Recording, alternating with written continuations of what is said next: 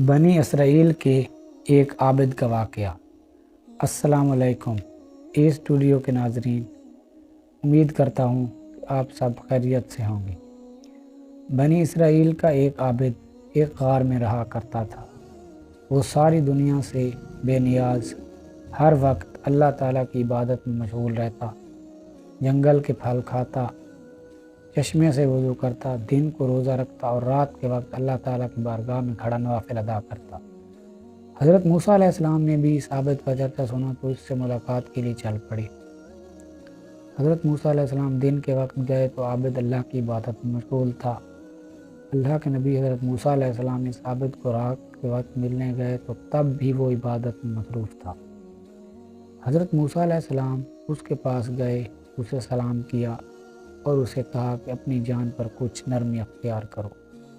اس عبادت گزار بندے نے جواب دیا کہ اے اللہ کے نبی، میں ہر وقت اللہ کی عبادت میں مصروف رہنا چاہتا ہوں تاکہ جب موت کا وقت آئے تو میں اللہ کی یاد سے غافل نہ ہوں۔ حضرت موسیٰ علیہ السلام نے اس شخص سے پوچھا، اللہ کی بارگاہ میں جا رہا ہوں، اگر کوئی حاجت ہے تو بتاؤ۔ عابد نے جواب دیا، اللہ تعالیٰ سے عرض کیجئے گا کہ اللہ تعالیٰ مجھے اپنی خوشنودی عطا کرے اور میرا دل صرف اللہ تعالیٰ کی طرف راغب ہو۔ جب حضرت موسیٰ علیہ السلام کوہ طور پر گئے، وہاں جا کر یہ بات بھول گئے۔ اللہ تعالیٰ نے حضرت موسیٰ علیہ السلام سے کہا، اے موسیٰ، میرے عابد کی بات بھول گئے ہو؟ حضرت موسیٰ علیہ السلام نے کہا، اے اللہ، تو بہتر جانتا ہے۔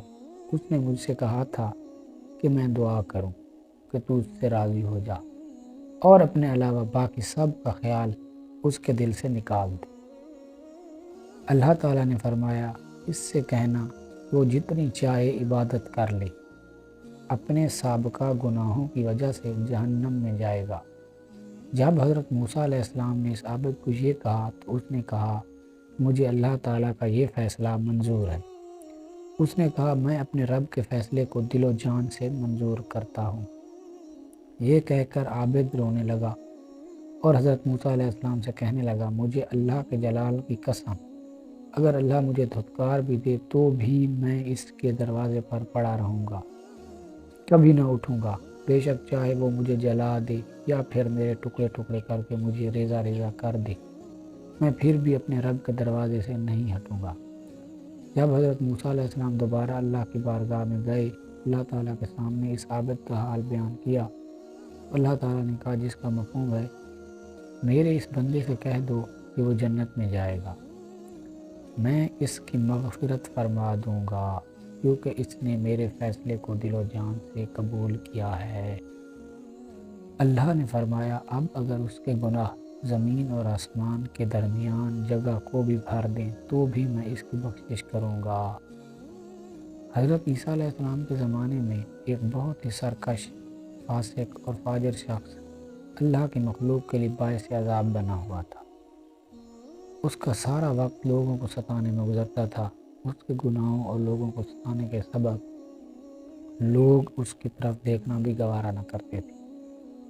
ایک دن کا ذکر ہے کہ حضرت عیسیٰ علیہ السلام اس بستی میں تشریف لائے جہاں یہ شخص رہتا تھا۔ اس زمانے کے ایک عابد نے جب حضرت عیسیٰ علیہ السلام کو آتے دیکھا تو اپنے بالا خانے سے اتر کر حضرت عیسیٰ علیہ السلام کو استقبال کیا اور عقیدت سے آپ علیہ السلام کے قدم چومے۔ وہ فاسق، فاجر اور گناہگار شخص یہ منظر دیکھ رہا تھا۔ اس شخص نے اس عابد کو حضرت عیسیٰ علیہ السلام کے قدموں میں جھکے دیکھا تو اس کے دل میں بڑی حسرت پیدا ہوئی کہ کاش میں بھی نیکوکار ہوتا، میں بھی اللہ کے نبی کے پاؤں چومتا۔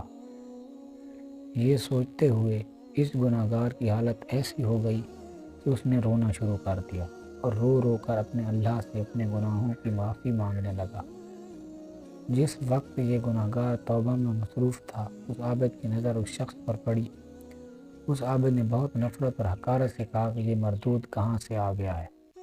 یہ تو دوزخ کا ایندھن ہے، اس کا یہاں کیا کام؟ عابد نے اسی وقت دعا مانگی، کہا، اے اللہ، میرا انجام اس مردود کے ساتھ ہرگز نہ کرنا۔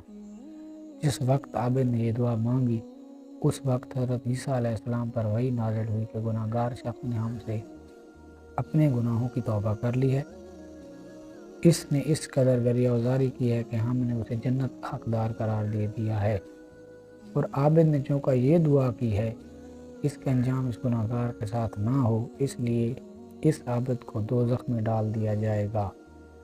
اس عابد نے اپنے زہد و تقوی پر غرور کر کے اپنے سارے اعمال ضائع کر دیے۔